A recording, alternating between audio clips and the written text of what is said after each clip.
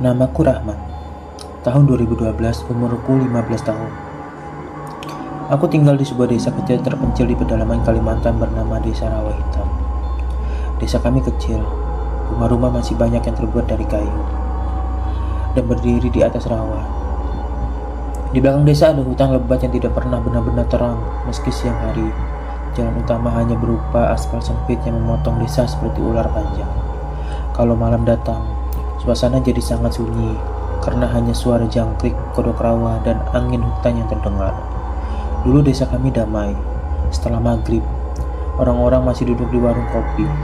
Anak-anak bermain petak umpet dan para bapak memancing di sungai kecil dekat musola. Sampai akhirnya seorang perempuan bernama Lina mengubah semuanya. Aku masih ingat wajahnya. Dia cantik, tapi tatapannya terlalu kosong. Suaminya bernama Haris, seorang pekerja kebun sawit yang dikenal keras kepala dan sering kasar. Hampir tiap malam suara pertengkaran mereka terdengar sampai ke jalan. Kadang Lina menangis sambil duduk di depan rumah. Kadang Haris pulang mabuk lalu membanting pintu. Orang kampung sering kasihan pada Lina. Namun suatu hari semuanya berubah. Lina mulai jarang keluar rumah. Wajahnya makin pucat, rambutnya sering berantakan, dan matanya cekung seperti tidak pernah tidur. Beberapa warga pernah melihat dia berjalan sendirian menuju hutan belakang desa saat maghrib. Katanya, di sana tinggal seorang perempuan tua yang dikenal bisa menguasai ilmu hitam. Awalnya warga hanya menganggap itu gosip biasa, sampai kejadian pertama terjadi. Suatu malam, Haris tiba-tiba ditemukan duduk sendirian di tengah jalan desa jam 2 pagi. Kepalanya menunduk dan mulutnya komat kamit. Saat ditegur warga, dia tidak menjawab. Matanya kosong, seperti orang kehilangan jiwa. Besoknya dia berubah total. Dia jadi sangat penurut kepada Lina. Tidak pernah membantah, tidak pernah marah. Bahkan kalau Lina menyuruhnya berdiri di bawah hujan tengah malam, dia melakukannya tanpa bicara. Warga mulai takut. Orang-orang bilang Lina memakai ilmu hitam pengasihan agar suaminya tunduk sepenuhnya. Namun, ternyata ilmu itu tidak berhenti sampai di situ. Sekitar 2 minggu kemudian, terdengar kabar Lina sakit keras. Tubuhnya kurus, kulitnya menghitam. Katanya, setiap malam dia muntah tanah dan rambut. Beberapa warga mendengar suara tangisan dari rumah yang menjelang subuh. Lalu, pada malam Jumat, Lina meninggal. Meninggalnya tidak wajar. Menurut orang yang memandikan jenazahnya, kedua matanya terbuka lebar dan mulutnya seperti tersenyum. Yang paling menyeramkan, di belakang lehernya ada bekas hitam melingkar seperti tali, padahal dia tidak gantung diri. Malam setelah pemakaman itulah semuanya dimulai. Sekitar jam 7 malam, saat hujan gerimis, listrik desa tiba-tiba mati total. Aku sedang duduk bersama ayah dan ibu di ruang tengah. Tiba-tiba terdengar suara aneh dari luar rumah. Seperti sesuatu diseret perlahan di atas rumput basah. Suara itu mendekat, berhenti tepat di bawah rumah panggung kami. Ibuku langsung memegang tanganku erat. Ayah membaca doa pelan, lalu terdengar suara perempuan tertawa kecil. Suara itu lirih, tapi dekat sekali. Aku memberanikan diri mengintip dari jendela, dan itulah aku melihatnya pertama kali. Di bawah tiang rumah berdiri sosok pocong. Kain kapannya penuh lumpur hitam dan rumput rawa. Tubuhnya miring seperti patah tulang. Kepalanya menunduk, namun yang membuat darahku dingin. Wajahnya terlihat sedikit, dan itu wajah Lina. Kulitnya pucat kehitaman, matanya terbuka lebar, mulutnya tersenyum. Aku langsung mundur sambil gemetar. Pocong itu tidak melompat seperti cerita biasanya. Dia bergerak menyeret tubuhnya perlahan di tanah. Suara lainnya bergesekan dengan rumput terdengar jelas. Malam itu tidak ada satu warga pun yang berani keluar rumah. Besok paginya, desa langsung gempar. Ada bekas seretan panjang mengelilingi kampung. Beberapa ayam ditemukan mati tanpa kepala. Seekor sapi milik warga mengamuk sendiri lalu mati mendadak. dan seorang nenek pingsan setelah mengaku melihat pocong berdiri di atas atap rumahnya sepanjang malam. Hari-hari berikutnya desa berubah total. Setelah maghrib, semuanya warung tutup. Jalan desa kosong, tidak ada suara televisi, tidak ada anak bermain. Semua orang mengunci rumah sebelum malam datang. Bahkan, musola jadi sepi karena warga takut pulang setelah isya. Lalu muncul cerita yang membuat warga semakin ketakutan.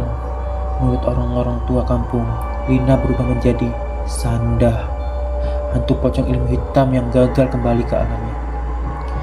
Mereka percaya saat seseorang meninggal karena ilmu hitam dan ilmunya belum dilepas, rohnya akan berubah ganas. Saat malam dia menjadi pocong, namun menjelang pagi dia berubah bentuk menjadi makhluk berbulu hitam yang merangkak di tanah. Makhluk itu tidak bisa berjalan di jalan aspal. Dia hanya bisa bergerak di rumput, rawa, dan semak-semak. Karena tangannya harus menarik rumput untuk menyeret tubuhnya, orang kampung menyebutnya Sandah. Seminggu setelah teror dimulai, aku mengalami kejadian yang sampai sekarang masih membuatku susah tidur. Malam itu ayah belum pulang dari rumah ketua RT. Aku sendirian di ruang tengah bersama ibu. Sekitar jam 9 malam terdengar suara ketukan pelan dari pintu belakang. Ibu langsung diam. Ketukan itu terdengar lagi.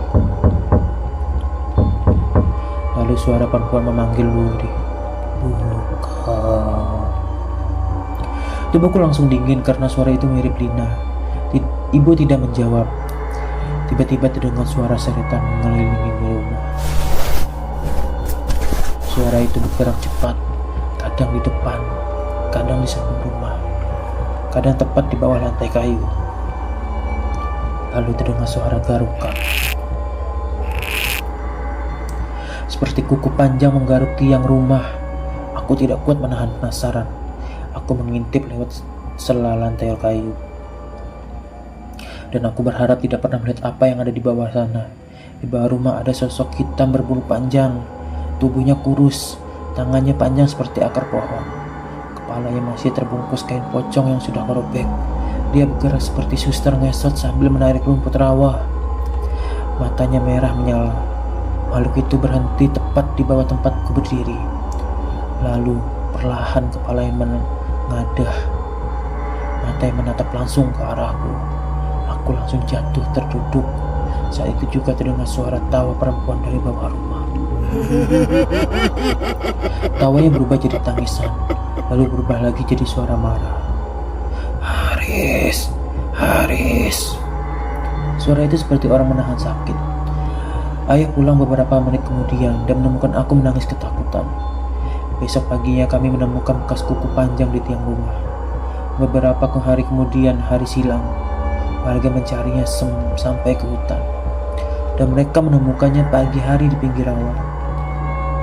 Tubuhnya penuh lumpur, matanya terbuka lebar, mulutnya dipenuhi rumput. Yang paling menyeramkan, di dadanya ada bekas seperti ikatan tali kapan. Sejak kematian Haris, teror makin menjadi-jadi. Setiap malam, warga melihat pocong Lina berdiri di jalan desa. Kadang dia muncul di atas pohon, kadang duduk di atap rumah, kadang berdiri di belakang jendela sambil tersenyum. Anak-anak mulai sakit demam. Banyak warga pindah sementara ke desa sebelah. Bahkan, kepala desa sendiri mengungsi karena istrinya mengaku melihat sosok berbulu hitam merangkak di dapur tengah malam. Puncak teror terjadi pada malam Jumat terakhir bulan itu. Malam itu hujan deras. Angin dari hutan terdengar seperti suara orang-orang menangis. Sekitar jam 11 malam, seluruh desa mendengar suara cerita perempuan panjang dari arah rumah Lina. Orang-orang hanya berani mengintip dari jendela. Tidak ada yang berani mendekat. Lalu sosok pocong itu terlihat berjalan di tengah jalan desa. Namun, kali ini kain kafannya sudah robek hampir seluruhnya. Tubuhnya dipenuhi bulu hitam panjang. Tangannya menyeret tanah dan kepalanya berputar perlahan ke segala arah. Dia berhenti tepat di depan musola, lalu tertawa keras. Lampu musola langsung mati sendiri. Suara anjing melolong dari seluruh penjuru desa, Pada malam itu warga mendengar suara banyak orang berlari di atap-atap rumah, padahal tidak ada siapa-siapa. Keesokan harinya, seorang ulama dari desa jauh datang membantu. Dia bilang ilmu hitam Lina belum terputus. Selama benda perjanjian ilmu itu belum ditemukan, Sanda akan terus berkeliaran. Akhirnya warga membongkar rumah Lina. Dan di bawah lantai kamarnya ditemukan bungkusan kain hitam berisi rambut Haris, paku bekarat, tanah kuburan, dan foto suaminya ditusuk jarum. Saat benda itu dibakar malam harinya, terdengar jeritan perempuan sangat keras dari arah hutan. Seluruh desa mendengarnya. Langit mendadak gelap, angin berputar kencang, dan dari ujung jalan desa terlihat sosok berbulu hitam merangkak sangat cepat menuju rumah Lina. Aku melihatnya sendiri malam itu. Makhluk itu menyeret tubuhnya sambil menarik rumput dan semak sehingga tanah tercabut. Matanya merah menyala, mulutnya terbuka lebar penuh tanah hitam. Lalu tepat saat benda ilmu hitam itu habis terbakar, makhluk itu berhenti dan menjerit sangat keras. Tubuhnya bergetar dan perlahan terbakar sendiri dari dalam penginapannya. Ceritanya menggema sampai ke hutan. Setelah malam itu, teror berhenti, desa kembali tenang, warung buka lagi, orang-orang mulai keluar malam. Namun, sampai sekarang, warga desa Rawa Hitam masih punya satu larangan. Tidak boleh berjalan dekat hutan setelah maghrib. Karena kadang, saat malam terlalu sunyi, masih terdengar suara seretan pelan dari arah rawa.